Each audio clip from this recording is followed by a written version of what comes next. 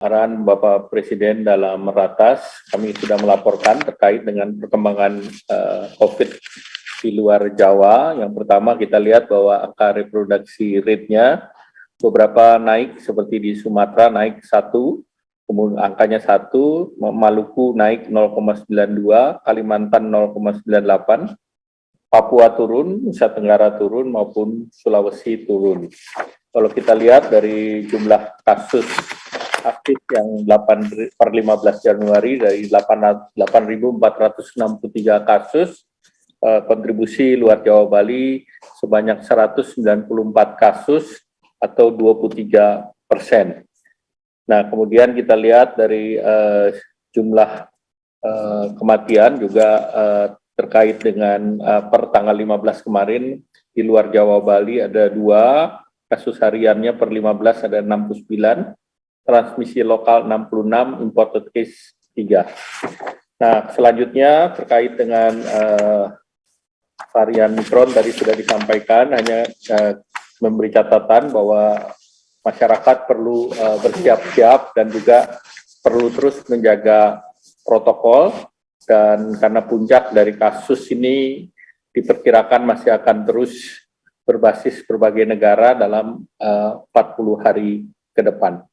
Nah, terkait dengan perpanjangan penerapan PPKM di luar Jawa Bali, ini kriterianya berdasarkan level assessment, kemudian juga capaian vaksinasi yang dosisnya pertama di bawah 50% dinaikkan 1 level, sehingga perpanjangan dilakukan untuk 14 hari ke depan, yaitu 18 sampai 31 Januari dengan komposisi jumlah kabupaten kota PPKM level 1 menjadi 238 kabupaten kota, meningkat dari yang lalu 227. Kabupaten kota level 2 turun menjadi 138 kabupaten kota dari 148 kemarin, karena mereka sudah bergeser ke level 1, dan dengan PPKM level 3 tinggal 10 kabupaten kota, dan di level 4 0 kabupaten kota. Selanjutnya kami juga akan menyampaikan terkait dengan arahan Bapak Presiden bahwa terkait dengan vaksin itu dipersiapkan, baik itu vaksin merah putih maupun vaksin yang berproduksi di dalam negeri, di mana ini tentunya akan dipersiapkan untuk pertengahan tahun ini atau yang diperkirakan di semester 2.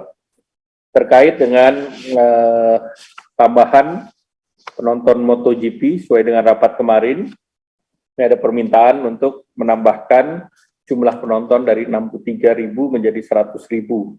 Nah, ini Bapak Presiden sudah memberikan persetujuan, tinggal nanti pelaksanaannya di Mandalika, dan dari vaksinasi yang sudah dilakukan di Mandalika dapat disampaikan bahwa hampir seluruh wilayah yang di tempat terselenggaranya ini sudah capaian dosis satunya sudah tinggi, seperti Lombok Tengah sudah 84%, lansianya sudah 74%, dan ditambahkan target booster di 76.718, sedangkan di Kota Mataram capaiannya dosis pertama sudah lebih dari 100%, karena masyarakat yang di luar Mataram juga divaksin di sana. Kemudian lansianya sudah 61 dan akan ditambahkan 158 vaksin booster. Nah, selanjutnya Bapak Presiden juga tadi telah menyetujui beberapa program yang terkait dengan pemulihan ekonomi nasional.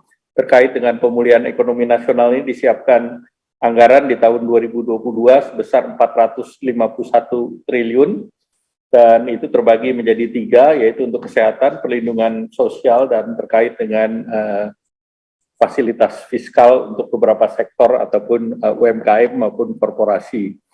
Nah, yang sudah disetujui oleh Bapak Presiden, yang pertama terkait dengan insentif fiskal properti atau PPN ditanggung pemerintah.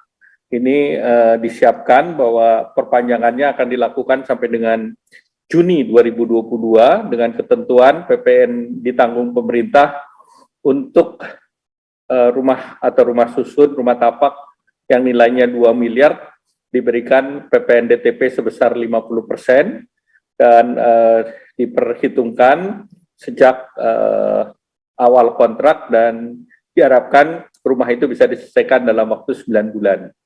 Dan kemudian juga 25% DTP untuk harga jual antara 2 sampai dengan 5 miliar.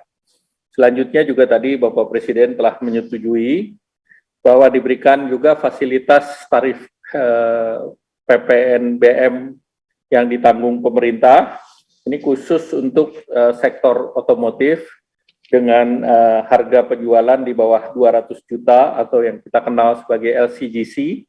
PPN BM-nya sekarang adalah 3%, di mana di kuartal pertama diberikan fasilitas 0%, artinya 3% ditanggung pemerintah.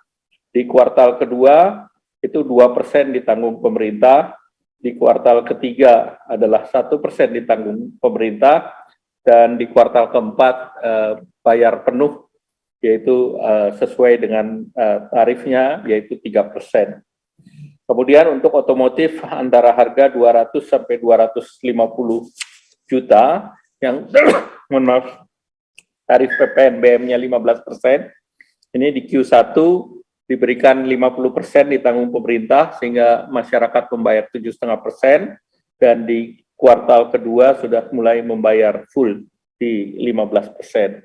Selanjutnya juga Bapak Presiden menyetujui untuk front loading bansos, perluasan program bantuan tunai untuk pedagang kaki lima, warung, dan nelayan, di mana ini jumlah pesertanya diperkirakan sebesar 2,76 juta orang, 1 juta PKL dan pemilik warung, dan 1,76 juta nelayan penduduk miskin ekstrim. Besaran yang diberikan sebesar 600.000 per penerima. Nah, ini akan segera dilaksanakan, dan juga Bapak Presiden setuju bahwa untuk perlindungan sosial akan dilakukan front loading di kuartal pertama. Dan tadi seperti yang disampaikan Pak Menko Marinvest, Bapak Presiden berkali-kali mengingatkan agar bila tidak ada yang penting untuk perjalanan luar negeri, itu sebaiknya untuk tidak diadakan perjalanan luar negeri, karena kita berdasarkan simulasi yang ada, ini akan ada potensi kenaikan kasus Omikron dalam 1-2 bulan ke depan.